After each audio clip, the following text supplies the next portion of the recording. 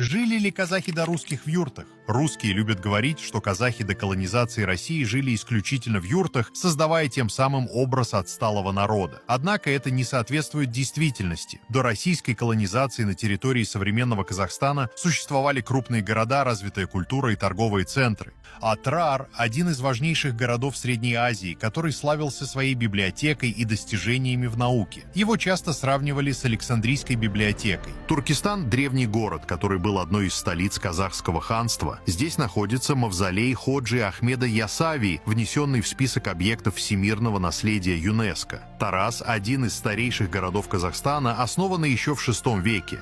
Он играл важную роль в Великом Шелковом пути и был крупным центром ремесленного производства. Помимо этих городов, на территории Казахстана существовали и другие города, такие как Сыгнак, Сауран, Баласагун и многие другие. Сыгнак, к слову, был разрушен российскими войсками в ходе продвижения империи на юг. Конечно, юрта действительно была удобным мобильным жильем для кочевников, так как казахи традиционно вели кочевой образ жизни. Однако это не означает, что у казахов не было городов до прихода России. Как казахов называли в разное время. В VI веке казахов называли тюрками, так как они входили в состав тюркского каганата. Тюрками также называли современных турок, азербайджанцев, узбеков, киргизов, туркменов, уйгуров, татар, башкир, чувашей, якутов и еще несколько десятков народов, большинство которых до сих пор не обрели независимость от России. В XIII веке, во времена Золотой Орды, жителей Кипчакской степи, то есть казахов, называли кипчаками и половцами. В это же время кипчаки ежегодно собирали дань с русских княжеств. В 1327 году ханы Золотой Орды доверили князю Ивану Калите из Московии собирать дань со всех русских земель для передачи в Орду. Именно это позволило Московии в будущем укрепить свое влияние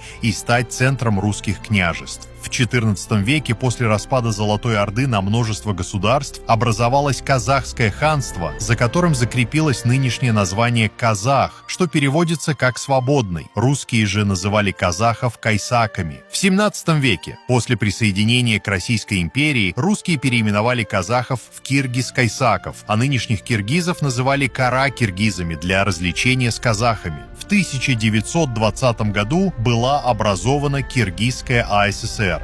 Однако большевики изначально перепутали киргизов и казахов, и к 1925 году, благодаря Сакену Сейфуллину, казахам вернули историческое название «казах». За каждым из народов закрепилось свое историческое имя.